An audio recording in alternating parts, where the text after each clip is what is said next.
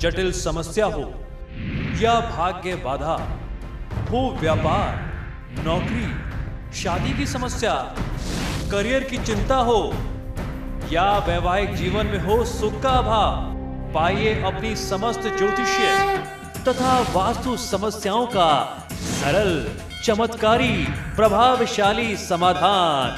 एक जाना माना और विश्वसनीय नाम, आचार्य पंडित श्री वैभवनाथ शर्मा जी, काशी के 400 वर्ष पुराने प्रतिष्ठित और अंतरराष्ट्रीय ख्याति प्राप्त राज ज्योतिषी परिवार की 8वीं पीढ़ी के ज्योतिषी और वास्तु शास्त्री आचार्य पंडित श्री वैभवनाथ शर्मा जी के द्वारा व्यक्तिगत या फिर फोन पर अपॉइंटमेंट लेने के लिए कॉल करें 9818300146, 9990724131 या फिर ईमेल करें sharma.vaibhav@gmail.com पर। और चलिए अब जान लेते हैं आज का महाउपाय क्या है। जी बिल्कुल, आज के महाउपाय में मैं आपको कुछ शास्त्रीय और व्यवहारिक बातें बताने जा रहा हूं। सबसे आवश्यक बातों में से ये बातें हैं। हम लोग भोजन दिन में कई बार करते हैं, आप चाहे उसको नाश्ते के स्वरूप में लें या पूरे खाने के रूप में लें। जब भी आप भोजन करते हैं, खासतौर पर जब आप अपना फुल कोर्स मील लेते हैं, जब आप खाना खाते हैं, भरपूर पूरा भोजन करते हैं, उस समय में हमारे धर्मशास्त्र क्या बात कहते हैं, हमें किन चीज़ों का ध्यान रखना चाहिए और कौन से ऐसे काम हैं जिनका हमें उस दौरान ध्यान अवश्य रखना चाहिए और खाना खाने के समय में इन कामों को अवश्य करना चाहिए। आइए जानते हैं, ये जानना बहुत आवश्यक है।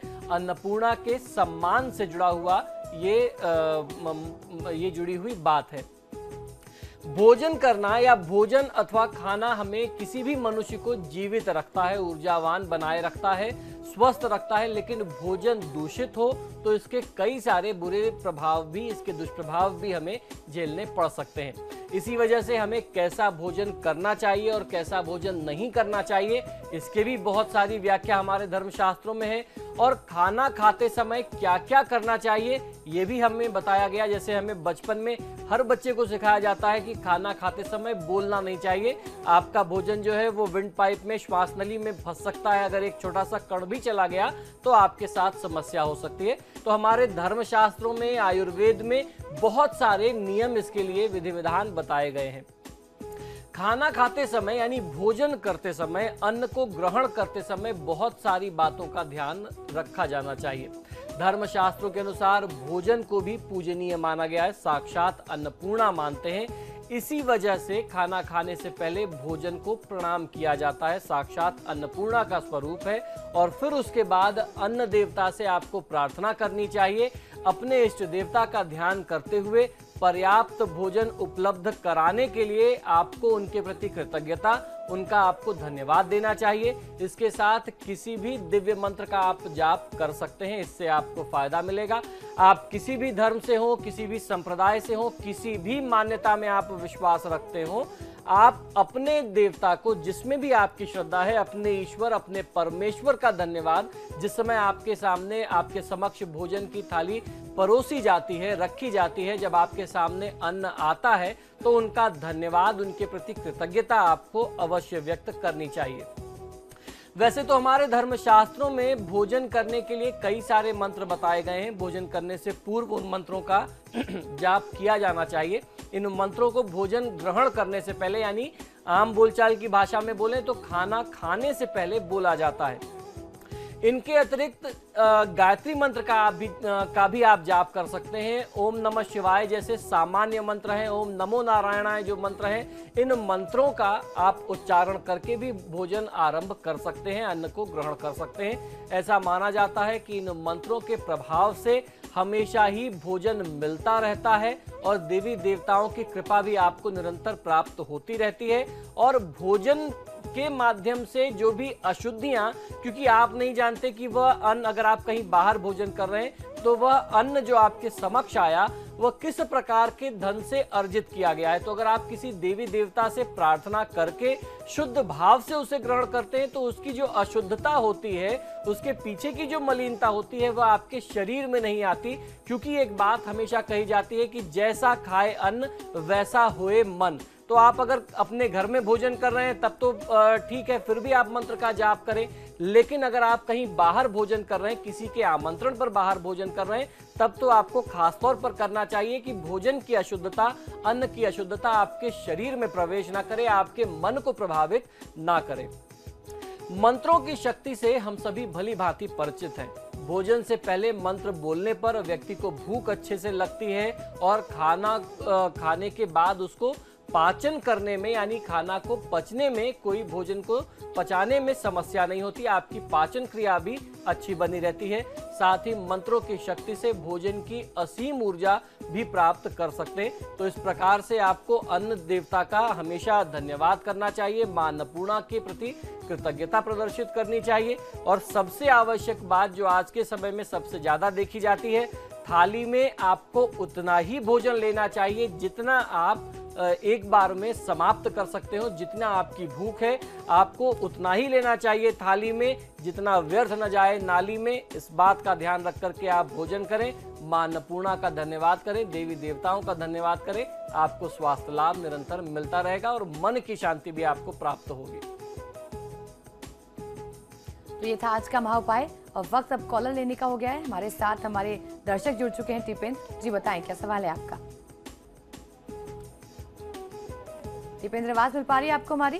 हेलो जी बताएं क्या सवाल है आपका। जी, मेरा ये है, डेट ऑफ बर्थ है 27 जून 79।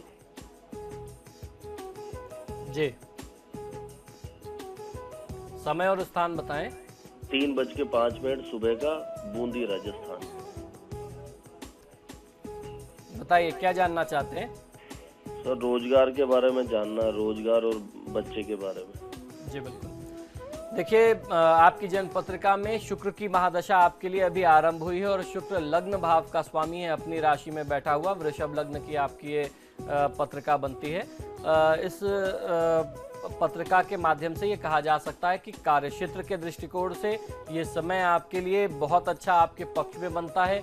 आवश्यकता है सही दिशा में प्रयास करने की। माँ लक्ष्मी की पूजा आराधना आपको निरंतर करते रहना चाहिए।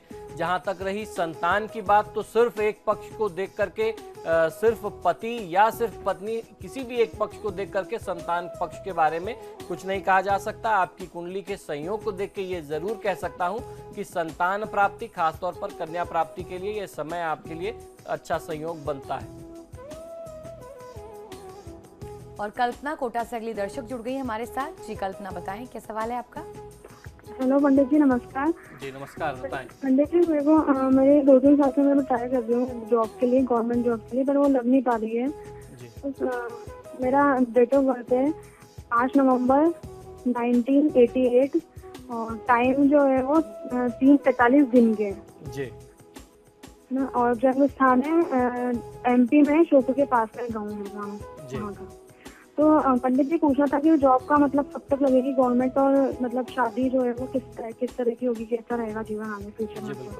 देखिए, आपकी कुंडली में सरकारी नौकरी के लिए तो प्रयास करना मैं आपको कहूँगा कि व्यर्थ है। आप प्राइवेट सेक्टर्स में जॉब करिए, ट्राई करिए, उसमें आपको सफलता भी मिलेगी। और प्राइवेट सेक्टर में नौकरी के लिए और विवाह के दृष्टिकोण से दोनों पक्षों को देखते हुए ये समय आपके लिए बहुत उचित, बहुत योग्य समय कहा जा सकता है। आपकी कुंडली के हिसाब से बृहस्पति की महादशा आपके लिए चल रही है और ये 2019 तक रहेगी, 13 जुलाई 2019 तक। इस दौरान आपको नौकरी भी प्राप्त होगी और ये काफ़ी बड़ा समय है और सुखद वैवाहिक जीवन का भी आप आनंद ले सकते हैं। तो आपके लिए प्राइवेट सेक्टर्स में ज़्यादा अच्छा लाभ दिखता है। भगवान विष्णु की पूजा आराधना आपको करनी चाहिए। और प्रदीप मुजफ्फरनगर से जुड़ गए अगले दर्शक हमारे साथ। प्रदीप, बताएं क्या सवाल है आपका। पंडित जी राधे राधे। जी नमस्कार, बताएं। मुझे अपने बेटे के बारे में बोलना पंडित जी। जी बिल्कुल, बताइए। उसके 29 सितंबर 1995 जी। समय 4:17 और इस शाम को जी। इसकी जो है एक तो राशि मालूम करनी है इसकी सरकारी जॉब लगेगी या नहीं लगेगी और इसका चरित्र कैसा रहेगा। जी बिल्कुल। देखिए, इनकी धनु राशि बनती है, इनकी कुंडली में चंद्रमा की महादशा और शुक्र की अंतर्दशा चल रही है। सरकारी नौकरी के लिए प्रयास करें, संघर्ष के उपरांत इनको सफलता मिलेगी। सरकारी नौकरी के लिए परिस्थितियां बहुत अच्छी इनके लिए नहीं बनती हैं। प्राइवेट सेक्टर में ट्राई करेंगे, लाभ जल्दी मिल जाएगा। जहां तक आपने पूछा कि इनका भविष्य कैसा रहने वाला है, तो इनकी कुंडली में अष्टम भाव में सूर्य राहु के साथ पीड़ित है। किसी भी व्यक्ति की कुंडली में अगर सूर्य ही पीड़ित हो जाता है तो ऐसे में बहुत अच्छा संयोग नहीं समझना चाहिए। सूर्य को किसी भी मनुष्य की आत्मा कहा गया है। अगर सूर्य पीड़ित होगा तो जीवन में सभी संसाधन क्यों ना हो, उसका आप लाभ नहीं ले पाएंगे और आत्मिक संतुष्टि जो होती है, जो मन से व्यक्ति को संतुष्टि आती है, वो शायद वो संतुष्टि किसी व्यक्ति को एक कमरे के मकान में भी आ जाए और शायद अगर इस तरीके का संयोग रहे तो 5 स्टार होटल्स में भी उसको संतुष्टि ना मिले। ऐसा योग समझना चाहिए। तो समय रहते सूर्य और राहु केतु का जाप करा करके शांति कराएं। सूर्य के लिए समय समय पर उपाय और साधन करते रहें, लाभ मिलेगा।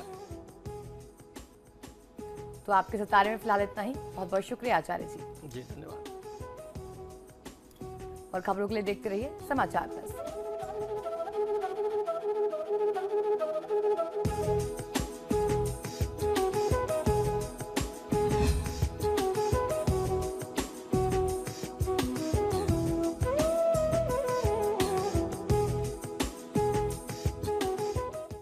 जटिल समस्या हो या भाग्य बाधा हो, व्यापार, नौकरी, शादी की समस्या, करियर की चिंता हो या वैवाहिक जीवन में हो सुख का अभाव, पाइए अपनी समस्त ज्योतिषीय तथा वास्तु समस्याओं का सरल, चमत्कारी, प्रभावशाली समाधान। एक जाना माना और विश्वसनीय नाम, आचार्य पंडित श्री वैभवनाथ शर्मा जी।